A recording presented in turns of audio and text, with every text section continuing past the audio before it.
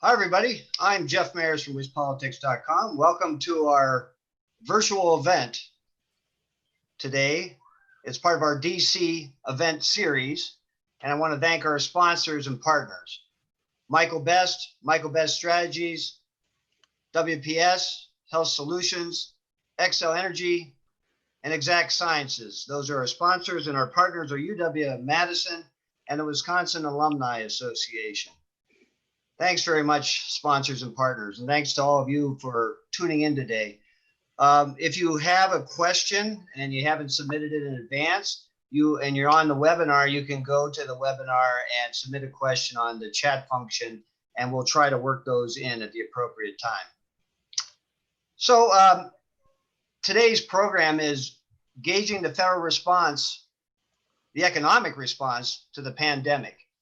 I mean, we're in uncharted territory here, and so we thought it would be a good idea several months into this crisis to check in with some smart people who follow the economy, follow the Federal Reserve, and follow Congress.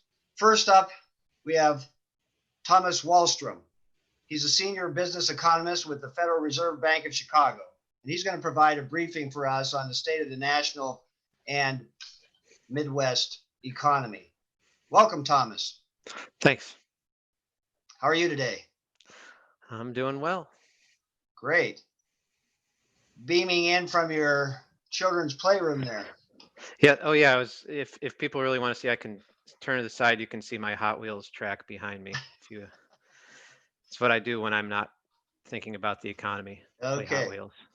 Well, give us a snapshot of what's going on in your view of the national economy right now. Sure. Yeah. So actually, before I get into where we are at this moment, I thought it'd be useful for me to give you a brief run through of a macro 101 framework for understanding the COVID-19 pandemic and how it's affected how it's affected the economy. So let me briefly touch on that. So this is the way I've been thinking of it as we've been going through this. So, maybe you're familiar with the kind of the two main concepts that hopefully everyone's heard of, who, even if you haven't taken an economics class, and that's supply and demand. So when we think about this in terms of the macro economy, we think of the supply side, we think of a supply side and a demand side, and it's kind of like the sum total for everything going on in the economy. And so the supply side summarizes the economy's capability of producing goods and services. So it's just what is the total amount that we can produce? Sometimes it's called potential GDP. And that's going to be a function of technology, a function of how many people are in the country and their education level, and then the quality of a country's institutions. Those all determine how much a country is capable of producing in terms of goods and services. So then there's the demand. So that's the supply side. Then there's the demand side. The demand side summarizes people's willingness to consume what the economy can produce. And so, as I think about this recession, it's been declared a recession already. Usually it takes longer than this. But most recessions that we see are typically driven by the demand side. It's not solely the demand side, but that's typically the big that's the bigger side of it. And there's some disagreement on the details, but if you think about the Great Recession, that's generally viewed as a negative demand shock that was caused by people, waking up and realizing that their houses weren't worth what they thought they were because of the housing bubble, and then they cut back on spending because of a understanding that they had less wealth than they thought they did. And then there was also a financial crisis, in the financial system that forced businesses to cut back on spending. But both of those are demand side.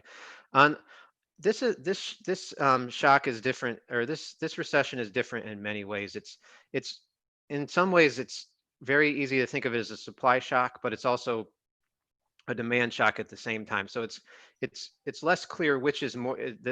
I think there's both going on, but then it's a question of which one is stronger, at least from a macro 101 perspective. So the way I think of this is like, think of a restaurant. On the supply side, it's just how much how much food is a restaurant capable of selling. And what we've seen is that restaurants have had to cut back on their capacity quite a bit, cut back on their supply quite a bit. They have to either be completely shut down in some cases, or they've had to very much lower their capacity in order to keep their workers and customers safe. So we've seen a pullback in the supply side, very much so in like the leisure and hospitality sectors. But then on the demand side, we've also seen that people are very reluctant to go to restaurants. So it's happening on both the supply side and the demand side. What the COVID-19 is affecting, pandemic is affecting both sides. And so an academic question is kind of it's not just academic, but this is where the academic questions would start. Is which is going on, which is a stronger shock. So if the shock is more on the supply side, as I think of it, we should see big lines at restaurants, people trying to get in, and the restaurants just can't serve enough people because of the supply constraints. And, then you'd expect to see them raising prices to ration demand. If the shock was more on the demand side, we should see empty restaurants, even though they're open and running at limited capacity, and we should see restaurants lowering prices to get people to come in. Um, so that's a restaurant example. At the macro level, rather than the price of uh, food at a restaurant, you talk about inflation. So we should see increasing inflation if it's more of a supply shock, and we should see decreasing inflation if this is more of a demand shock. And what we're seeing is actually we're seeing inflation is decreasing. So it seems like it's more a demand shock that's bigger than the supply shock, even though they're both clearly going on in a way that's different than what we've seen before. One thing, especially in regard to think about in regards to the actions of the federal government, particularly Congress, is that the weird thing about the stimulus that Congress did in terms of raising UI benefits, sending every household cash, and the Paycheck Protection Program, which were all cash grants to businesses and households.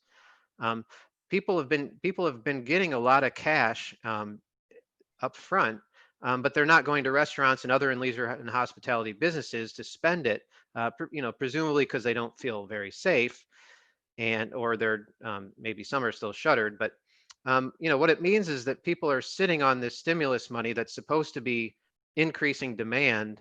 Um, they're not spending it. They're either sitting on it maybe for insurance purposes because they're not sure what's going to happen going forward, or in some cases it's just not easy to spend it.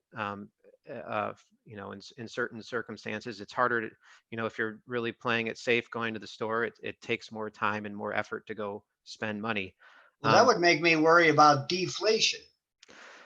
Yeah, so I think if you look at what the FOMC is forecasting, they're not forecasting deflation, they're forecasting disinflation. They're forecasting inflation to be, I think, somewhere between about 1% and 1.5%, which is actually, we've had inflation. That's been one of the things the Fed was struggling with before uh, the COVID-19 recession hit. Was we were struggling with trying to get inflation to go up to our target. I think there also are some cases where you might see, we have seen prices go up in response to the supply chain problems, like for food and certain, toilet paper, of course, and things like that.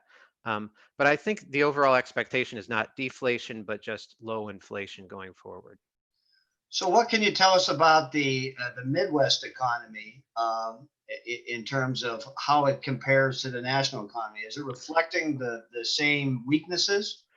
Yeah, so actually, let me say I actually had a couple more things to Oh, say I'm about the sorry. in Go ahead, terms of, finish up. but this is important because and I'll bring up one of my points I was going to make about Wisconsin and the Midwest up to now, which is, Wisconsin and the Midwest generally share fully in a recession. There's never been a case where, the Midwest and Wisconsin are in recession and the country isn't, or the country's in recession and the Midwest and Wisconsin aren't in a recession. So, some states like, say, South Dakota during the shale oil boom, that happened a little bit later than the Great Recession, but some states actually didn't really see much in terms of the Great Recession. We haven't seen that for any state.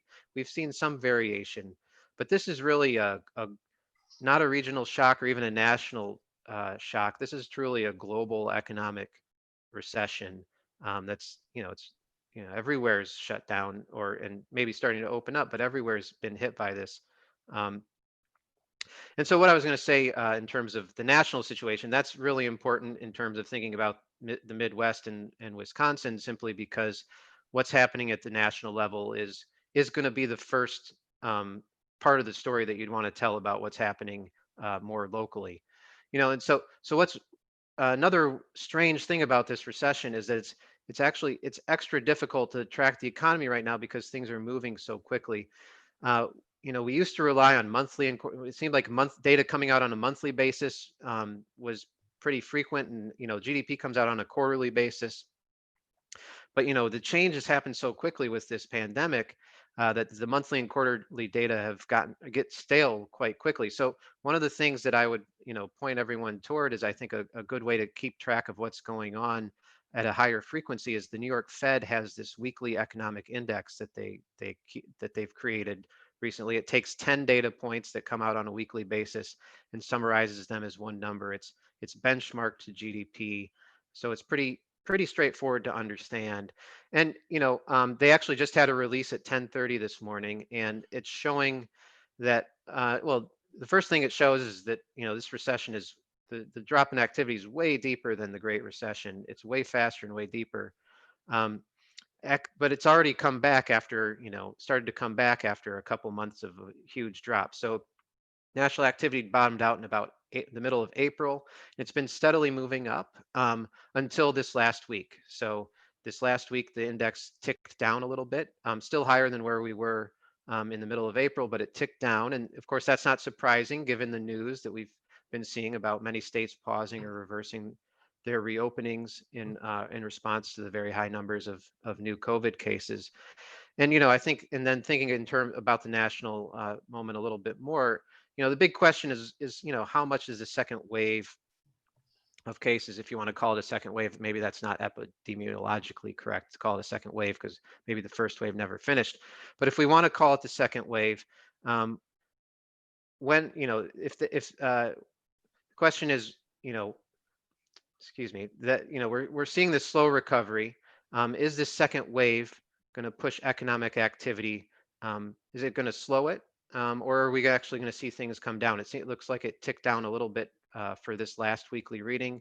Is that just a blip, or is it going to further tick down as the kind of second wave continues? And of course, no one knows.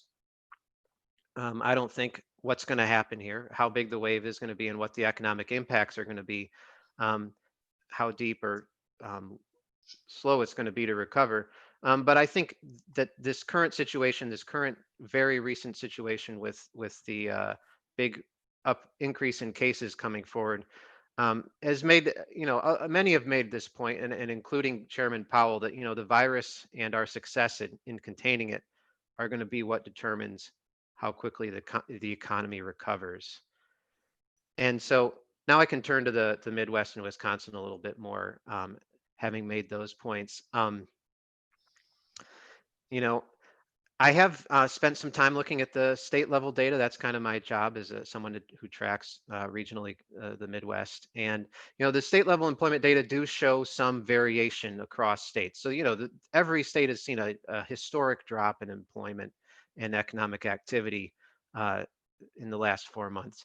But some have seen it worse than others. And, there are there's one major thing that's driving the differences as far as I can tell. And it's not going to be surprising to hear this. It's the size of the outbreak.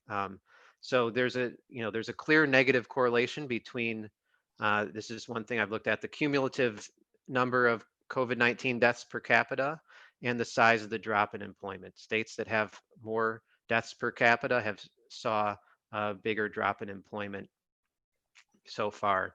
Again, employment's dropped everywhere, but it's the harder hit states that have suffered more.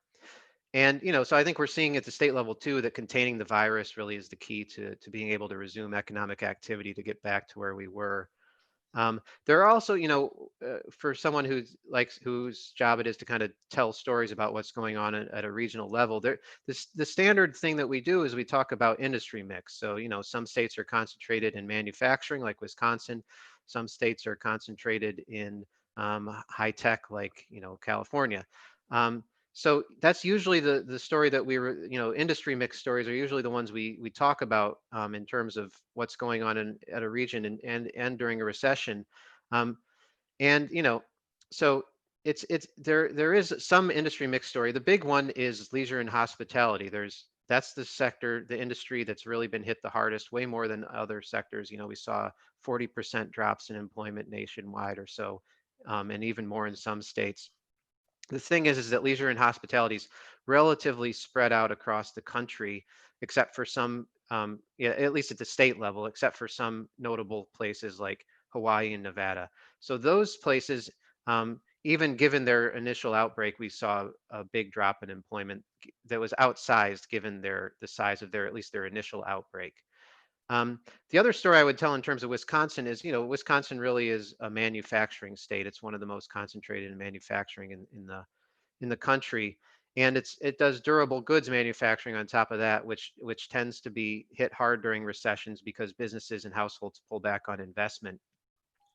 And that's still happening, even though that's not the main story. I think what that, Wisconsin being a manufacturing state and manufacturing actually being able to um, manufacturing being able to kind of solve the COVID challenges in terms of capacity um, pretty easily compared to say hotels and restaurants. It's still likely, I think, to be held back until the rest of the economy recovers, simply because of lack of demand. Okay, so you mentioned hospitality and leisure, obviously, as worrisome sectors that hit the hardest, and manufacturing, durable goods. In a recession, any recession, that's bad. What Yeah. are there other warning signs about other sectors?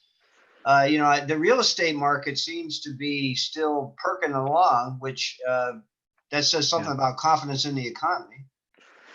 Yeah. I mean, I think, I think I guess I already mentioned, the ones that I think the most worrisome one for sure is the leisure and hospitality sector. I mean, it's, um, you know, there's from what I can tell, they just don't have an easy way to keep their workers and customers safe, as opposed to manufacturing, as opposed to like real estate, where you can make adjustments so that people can feel safe viewing houses and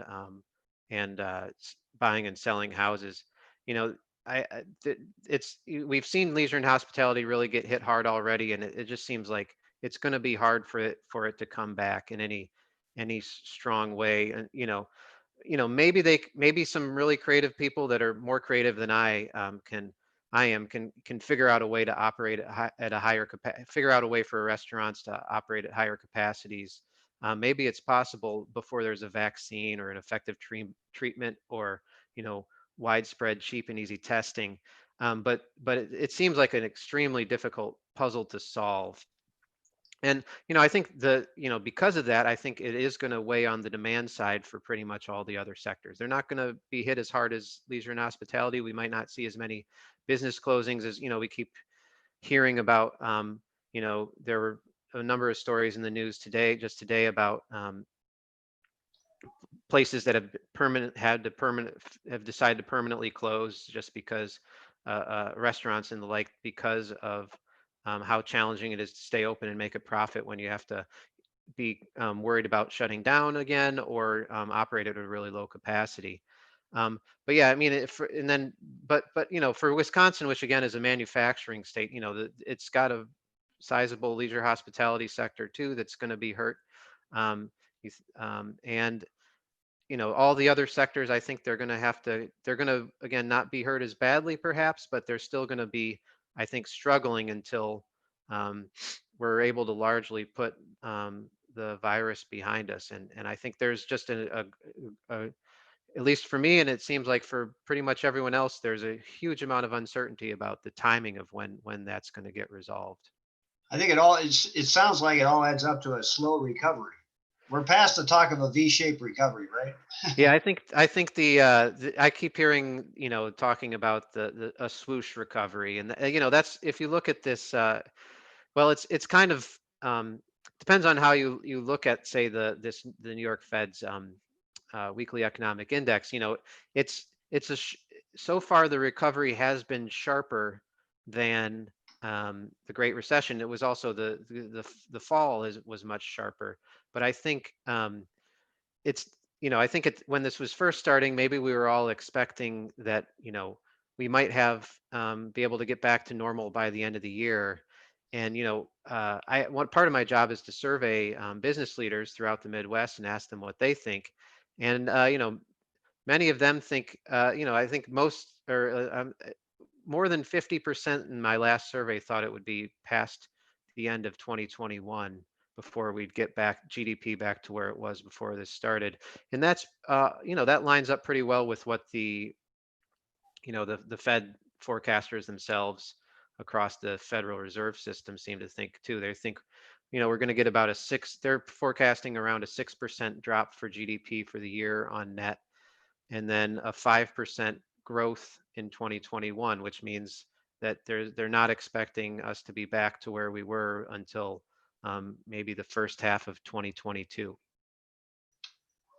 Okay, so the Fed, has done some unprecedented things, and Congress acted very quickly. I mean, the federal response has been huge in terms of the number of dollars sort of washing through the system, right? But some of these are going to expire soon, and you talked about people kind of sitting on their money. So, what do you think policymakers can or should do? What would be the best course of action to do now to sort of speed things along? Right. Yeah. So I mean, I think the thing I would emphasize is that this first is that this is an economic crisis caused by a health crisis, and figuring out how to control and contain the virus should be is, I think, and should be at the top of the list for how we can get an economic recovery to take hold in a really strong way. But then, yeah, the question for the Fed and Congress is there anything more that they can do? So, the Fed, um, we acted quickly, and a lot of our work was to provide liquidity to the financial markets, which is something that in the Great Recession was something that we worked. It was a big problem, and I think we learned from that, and we acted swiftly. And I think in general, folks seem to think that the actions were warranted and worked out pretty well in terms of helping the financial markets to keep functioning. We also lowered interest rates, and our focus really has been on trying to keep the cost of borrowing down. Um, and I think we'll keep continuing that. There are some things that we, of course, will keep maintaining the interest rate is that we have control over as low at zero, the short run interest rate for a while. And then, there's some talk of the Fed trying to do more to control long-term interest rates. I'm not, that's a discussion that's ongoing, and I don't have much insight into how likely that's going to going to happen, that the Fed's going to really ramp up some its efforts to lower long-term interest rates more. And so at least on the Fed side, it's really about lowering borrowing costs. And on Congress's side, it's more about, as we've said, getting people cash in various ways, getting households and businesses cash. And, so in terms of getting more cash, there's, as a general rule, folks at the Fed, we don't talk about what Congress should do. That's Congress's job to figure it out. But what I can say is that Chair Powell and other FOMC members, including Charlie, our president at the Chicago Fed, they have expressed the view that they think that more fiscal support for the economy from Congress is likely to be needed. And so with that, that's what I can say about the Fed's and Congress's response so far. Okay. Well, do you have anything to add before we move on to the rest of the program? No, I think I've answered everything as to the best of my ability. Thomas Wallstrom, thanks very much from the Chicago Fed. Thanks very much for joining us today, and please keep in touch. Yeah, thanks for having me. Okay, now we're moving on to a panel of DC journalists who will help us dissect what's next for the Fed and Congress. So I want to welcome in our three DC reporters. Victoria Guida is a Politico financial services reporter covering banking regulations and monetary policy. Welcome, Victoria. Torian Small is a Washington correspondent with the Spectrum News DC Bureau. He covers the Wisconsin congressional delegation. Welcome, Torian. And we need to bring in Polo.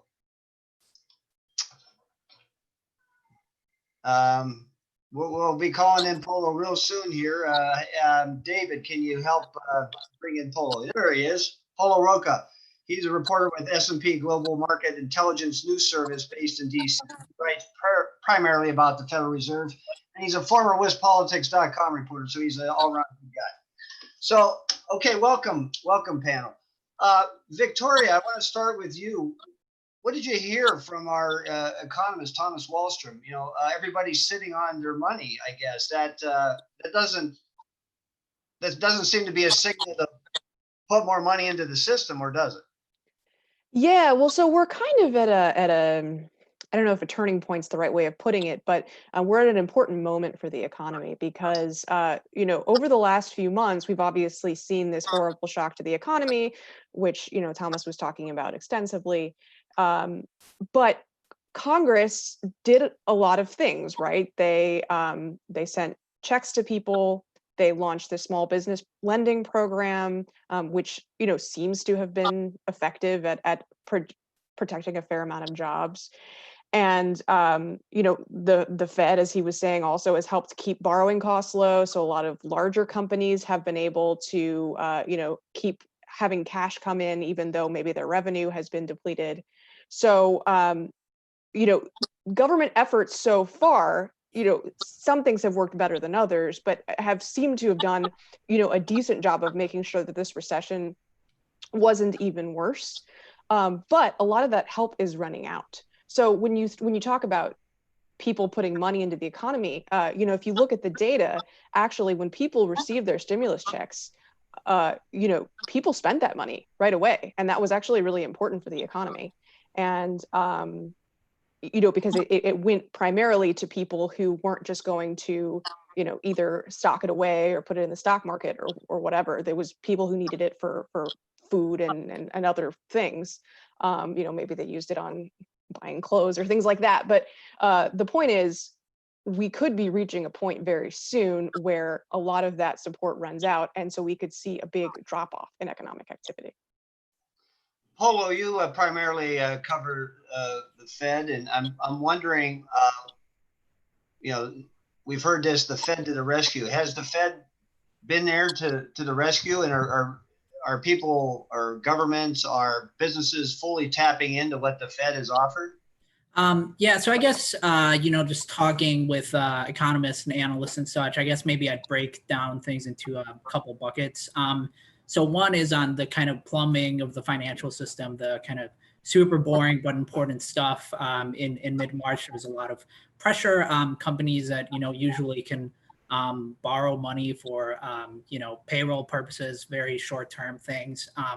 They were having trouble doing so and were being charged a lot to do so. So the Fed stepped in and, you know, set up a facility that basically said, you know, we will buy that paper at a higher rate. We will be kind of a lender of last resort, is what they call it. And so that really kind of helped reinstill a lot of confidence that really dropped in mid-March. And, you know, the Fed has not actually had to lend a lot necessarily to companies, but you know, just by having that backstop and saying that we will be there in case things go bad, and things were pretty stressful at the time, right? Just having that backstop and announcing those facilities really helped calm market conditions, really helped investors kind of take you know, some risks again, or kind of do what they generally do to keep the you know, money flowing throughout the economy.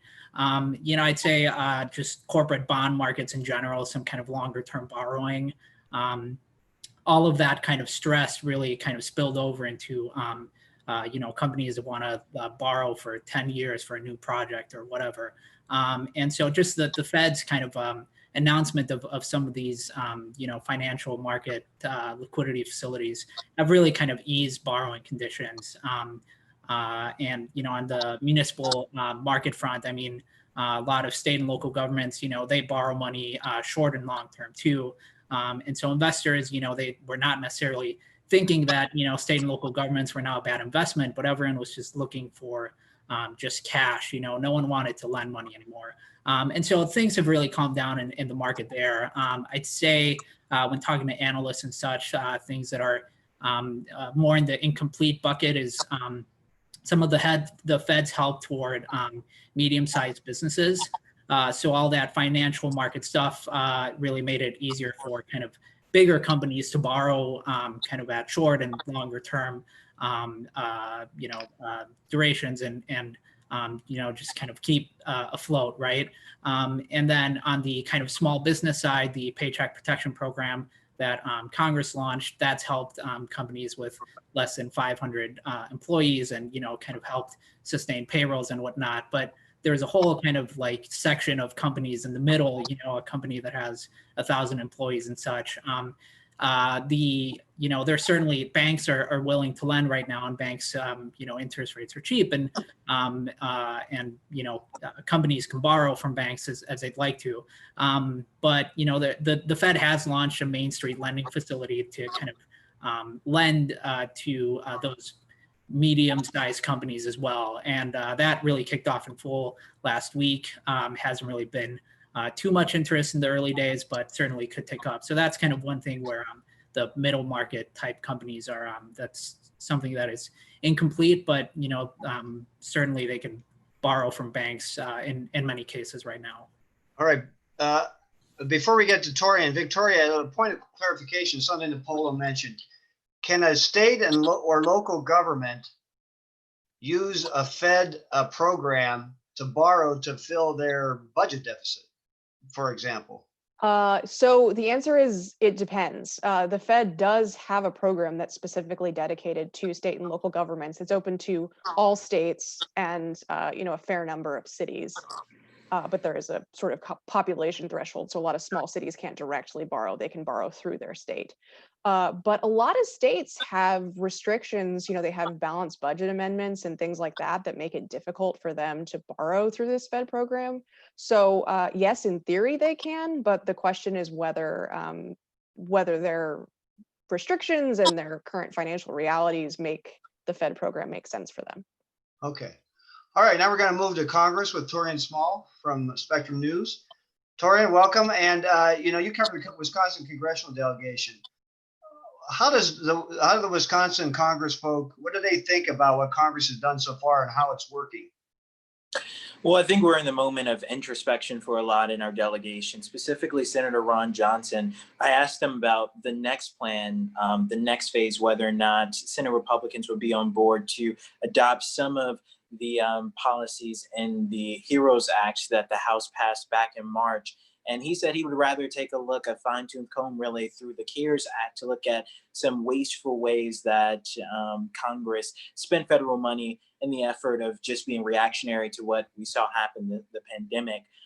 So he's not really looking forward to talking extensively or even being on board for passing another phase in federal relief until we really take a examination at how it's been spent, what the impact has been so far.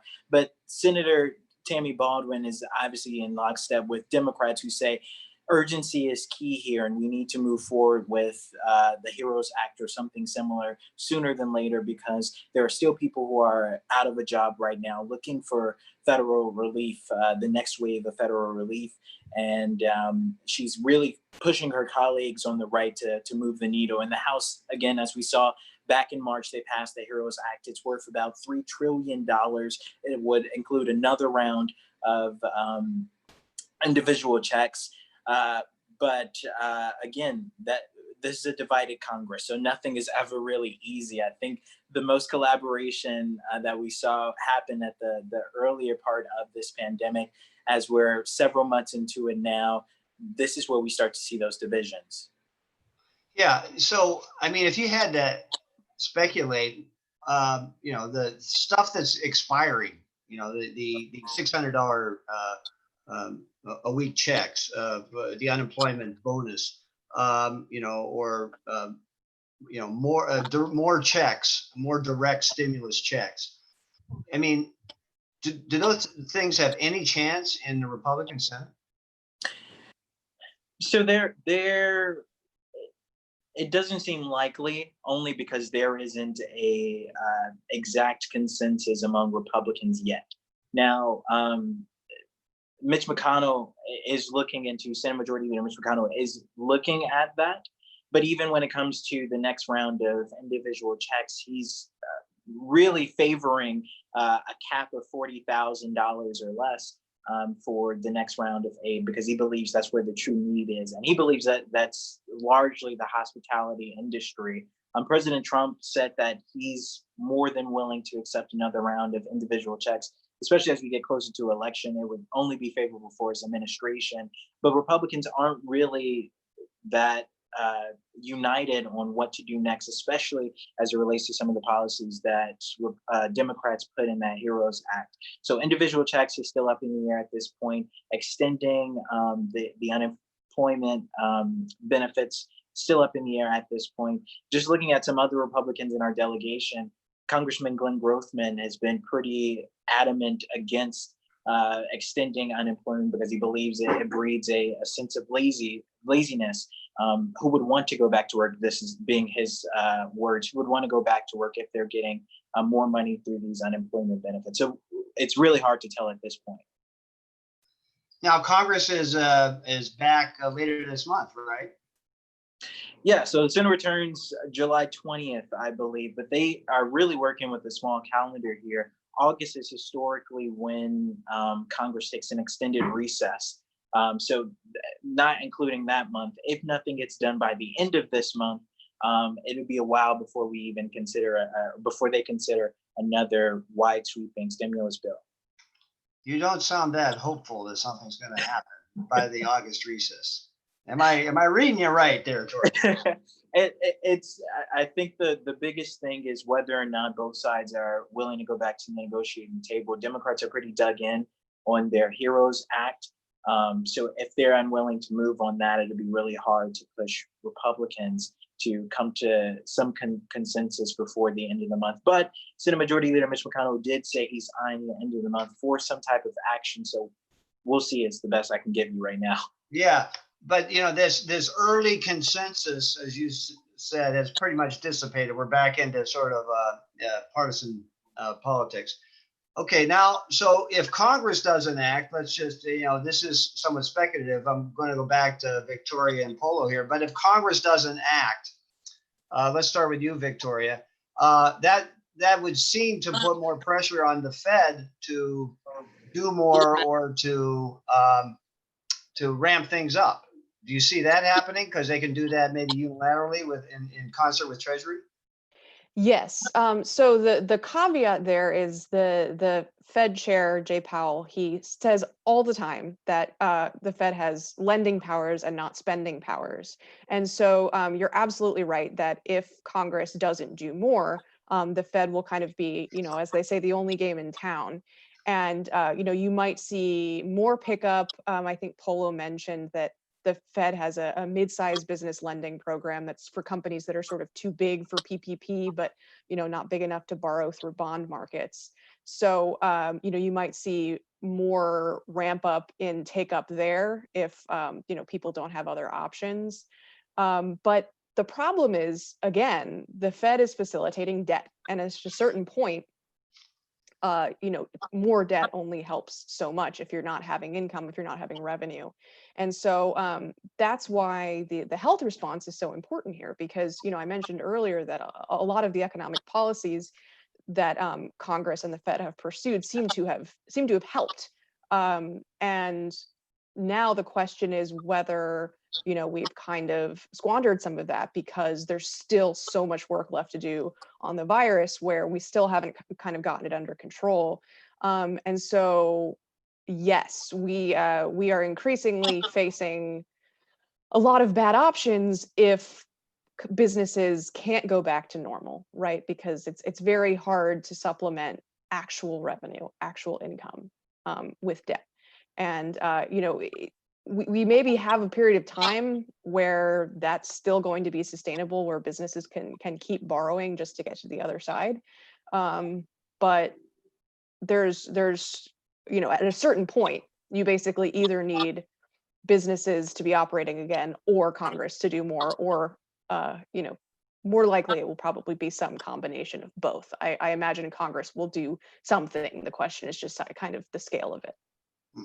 Polo, what's your view of this in terms of if Congress doesn't act by the August recess, then does the Fed say, okay, I guess we got to ramp things up? Yeah, I think I'd agree with Victoria. Is there's certainly more that the Fed can do. They have a bunch of programs like the mid-sized business program. They could tweak things and make it more attractive. They could make it cheaper for companies to borrow. They could let smaller kind of companies borrow through that program. I think they have they've proposed to expand it to nonprofits. And so they could get that rolling and get that going, which I think folks expect them to do. And on the municipal front, I mean, they can, make it cheaper for state and local governments to borrow from the Fed. Right now, it's really only expected to hit state and local governments that maybe are at bigger credit risk to investors. So only Illinois has borrowed from it so far. And so, could tweak some of its programs and expand them. And there's still a lot of money left over that the Treasury can basically use to invest in all these Fed programs. But like Victoria said, I mean, Fed chairman talks about this all the time, is the stuff that the Fed launches, they're lending programs, not spending programs. And they, expect to get money back. I mean, obviously with any lending, there might be like limited losses, but, what the Fed cannot really do grants and is very limited in how much it can do. But so, I think a lot of probably a lot of investors are probably expecting some sort of relief package. Kind of the details aren't clear, but like I said, the businesses, state and local governments, certainly low cost loans help, but you need actual cash at the end of the day sometimes, and you might not want to saddle yourself with debt. So if you look at the municipal bond market, where investors lend to state and local governments and transit authorities and such, things have really calmed down there, partly because of the Fed's kind of willingness to be a backstop there. But analysts kind of talk about the fact that investors also expect some sort of fiscal relief to happen from Congress, and some of the calming in municipal bond markets that make it easier for state and local governments to borrow. Some of that is partly because investors expect more fiscal help. So I think to a certain extent, I think the Fed can certainly do more, but ultimately I think there's just widespread agreement for that. Congress could play a bigger role too. Okay, Torian, let me go to you on this. This discussion of helping state and local governments, that's really fallen along party lines, it seems. When the debate was in the House, certainly, that got rolled into what the House passed. But that seemed to be, can you capsulize the discussion as to why Republicans oppose, a lot of cash infusion for state and local governments to help with their services? Well, I think we saw this debate during the initial start of this discussion, just because some Democrat states, according to Senate Republicans, are seeing, debts and deficits before this pandemic happened. So their mindset is, why should we bail out these states where Democrats have control? But again, this is a pandemic that has impacted everyone. So Democrats' rebuttal to that is it will be irresponsible to pick and choose where this aid goes. That's why we saw in the HEROES Act that passed in May, I think I said March initially, it passed in May.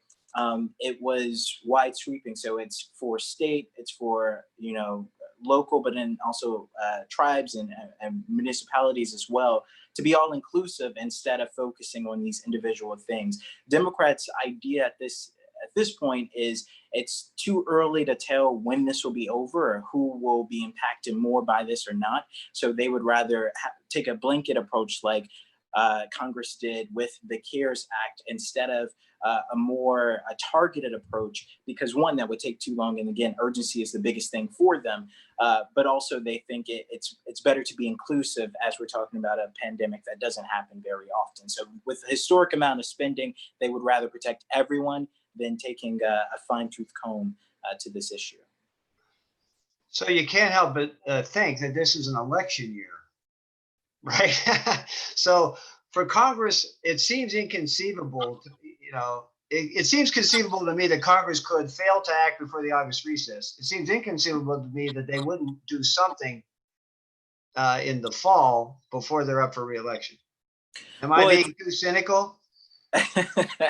I think you're being a realist, because that's how Washington works, unfortunately. I do think that we could see movement on individual things. That's if Democrats are willing to pass or push through smaller pieces that were included in their HEROES Act. But then also there are some things, like I know the Trump administration is really pursuing payroll tax cuts as part of the next wave of federal relief. That's something that wasn't included in the HEROES Act. So it depends on where they're willing to give, if they're willing to give at this point. But I just know from in our delegation, there are still, according to Senator Baldwin, for example, plenty of industries that aren't really giving the necessary attention that other industries are. Specifically, Senator Baldwin talked about dairy farms in Indiana or in Wisconsin that have not really felt much relief from this administration since President Trump took office. She always says over 2,000 plus small dairy farms has shuttered since he's taken office, and PPP loans really excluded the situation that they face. They don't necessarily need relief when it comes to payrolls. They need relief for other things. A lot of people aren't buying in bulk as they used to, so they have to start dumping their dairy products. So really, moving forward, it'd be interesting to see how these many different interests make a pitch at the next wave that goes, or if it goes through the Senate and ultimately makes it to the president's desk. Yeah, back to Victoria now. I'm having to call on you because you can't really raise your hands. But Victoria, what Torian said here about, maybe breaking it into smaller pieces reminds me of how the Republicans, for the most part, said that the massive price tag on that HEROES Act was they warned that this would overload, put too much money in the system, and overload, have too much debt, and ramp up the budget deficits. I think we had a new budget deficit figure out recently that showed how much the budget deficit is zooming up. And after the Great Recession, the Fed started to sort of unwind some of that stuff, and then here they are, they're throwing a bunch of money back in the system. And I'm wondering, when you talk to the people at the Fed or Treasury, are they worried about too much debt, too much deficit spending right now? So the short answer is no, but it's a little bit more complicated than that. So the basic thing to understand is that right now, the conditions for the U.S. government to borrow money are very, very good. So the Fed has set rates at very low levels, and there's also a lot of demand for government debt. So when you think about how the U.S. government borrows money, is it sells bonds, right? It sells treasury bonds. And so treasury bonds are a very safe asset. And when you have sort of uncertainty, then you have a lot of people wanting to hold that U.S. government debt because it's a safe investment. They know they're going to be able to get a reliable return on it.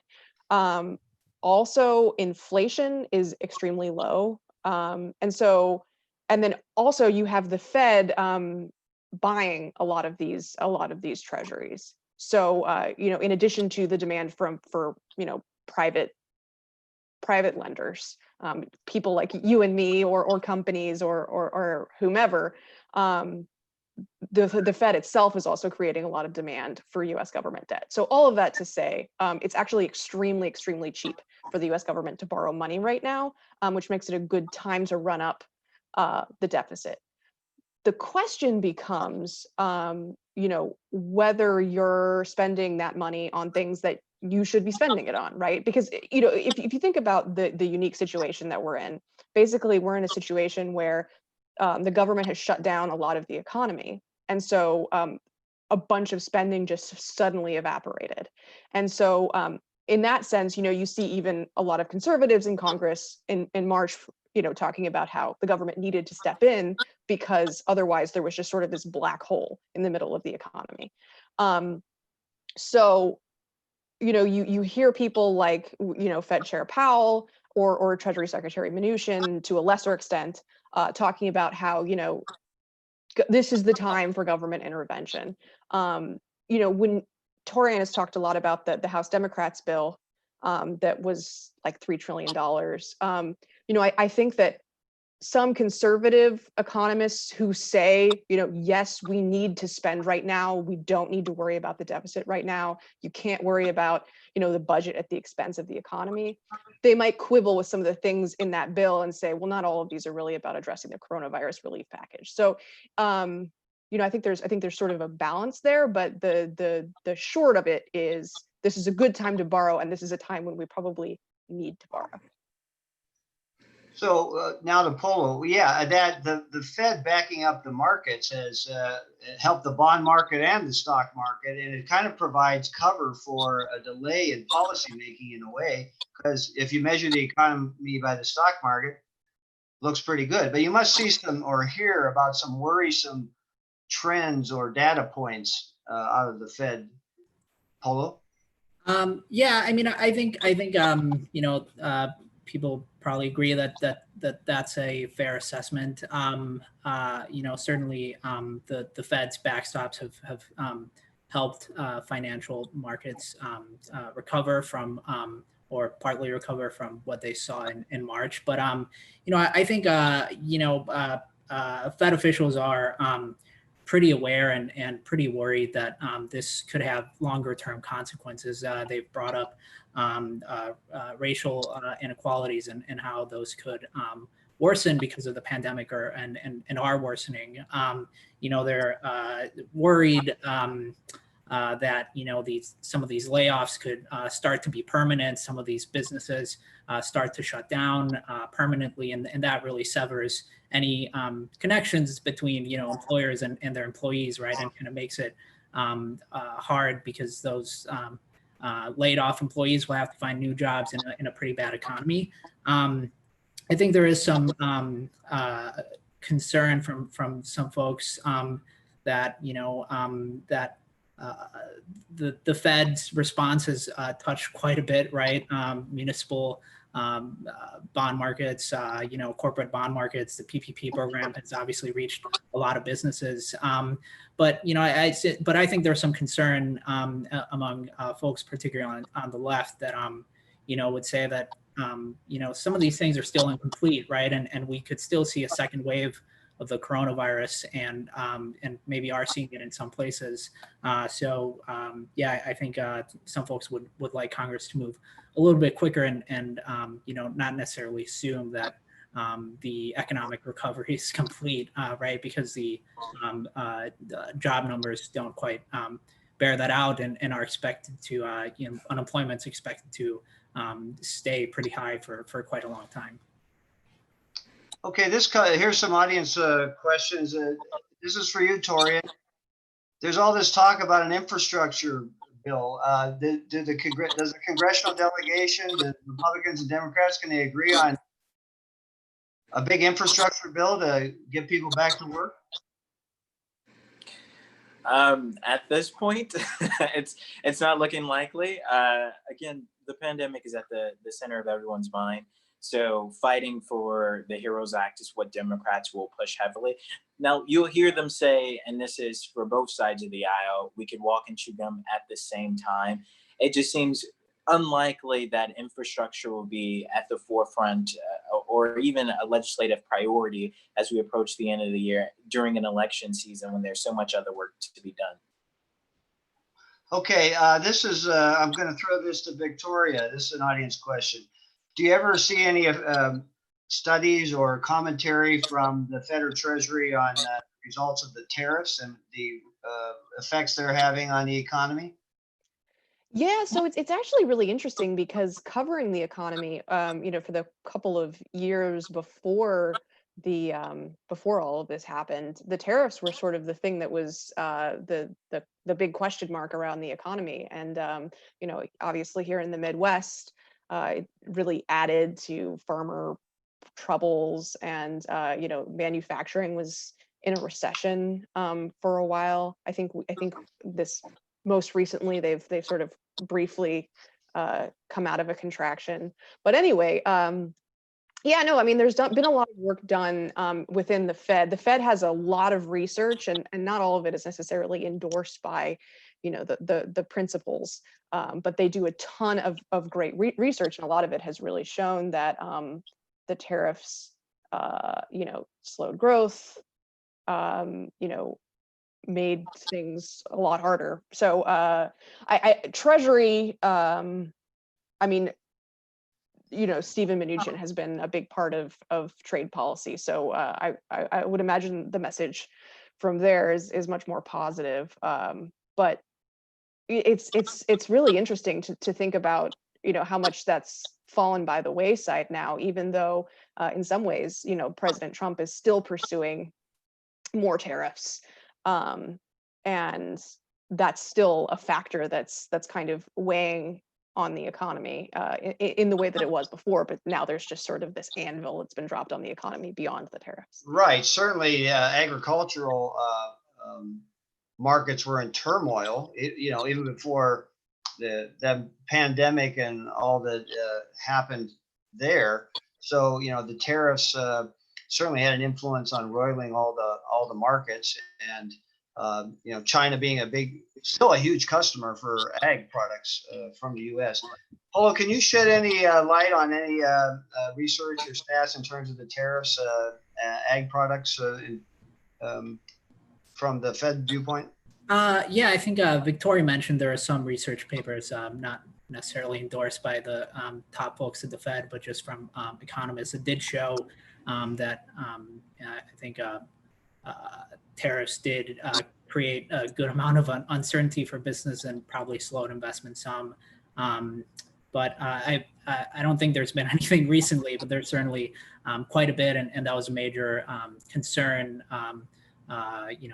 several months ago. And obviously with tariffs potentially being on the table again could be of concern again. Okay, so let's just, I'm going to go down the line here. We're closing it out, and I'm going to start with Torian and then work my way back to Victoria. What are you looking for? What sign or what event are you looking for that will change things up for the economy? I think maybe it may be for Torian, it may be a political event or an election event, but what are you looking for? Well, as it relates to this pandemic, I will be watching what Mitch McConnell does. Whatever he signals will be a huge thing, because even though the president is saying he's quite clearly on board with another round of individual checks, if Mitch McConnell doesn't pull the trigger on that, and he usually aligns with the president, he usually follows what he says, then we won't have movement in July on the next round of aid. But after that, the conventions are coming up. How that would look, I talked to some delegates in Wisconsin who still don't know if they'll be allowed to attend Biden's acceptance speech on the last day of the event. The rest of the event is supposed to be virtual. So it'll be interesting to see how that moves forward and what the deal is with the RNC. I know they're facing some potential difficulty with having an in-person convention because they were quite steadfast in going forward with that. So it's a lot to look forward to, but 2020 has been quite the year to watch anyway. So. Okay, thank you, Torian. Polo, what sort of data point or event are you looking for that'll change things for the better, I guess, for the economy?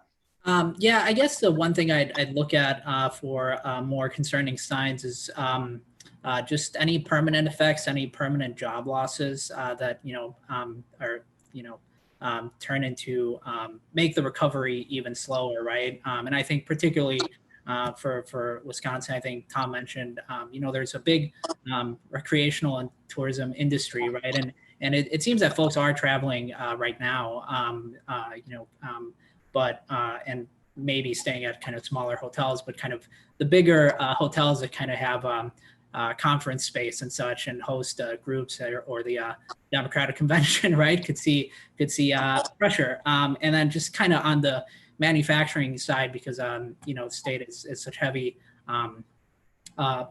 heavily concentrated manufacturing state. There's certainly some products like toilet paper manufacturers that certainly saw a lot of interest early on in the pandemic, but just broadly speaking, there's been just a lot of, or there will be expected to be a lot of sluggish demand in the years forward. And so you could see a repeat of kind of some of the trends we saw in 2015 when there was manufacturers were laying folks off, oil prices were low, there's just low demand globally and just sluggish growth globally. And so that is all stuff that just affects the manufacturing industry in the US, less orders, whatnot, and certainly could affect Wisconsin somewhat disproportionately and weigh on growth in Wisconsin for some time. All right, Victoria, what sort of data point or event are you looking for that could change things for the better? Yeah, well, so I completely agree with what Torian and Polo both said. So I guess I'll take the other one, which is the health outcome.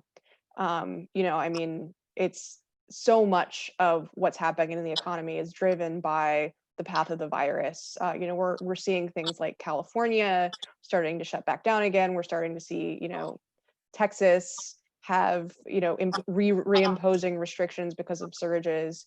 So, I guess it really comes down to, a vaccine. And then in the meantime, preventative measures like mask wearing, things like that, as to whether that will help bring down the new infection rate, so that people can feel comfortable returning to normal economic activity, and the economy can sort of begin to heal itself. So that's what I'm paying attention to.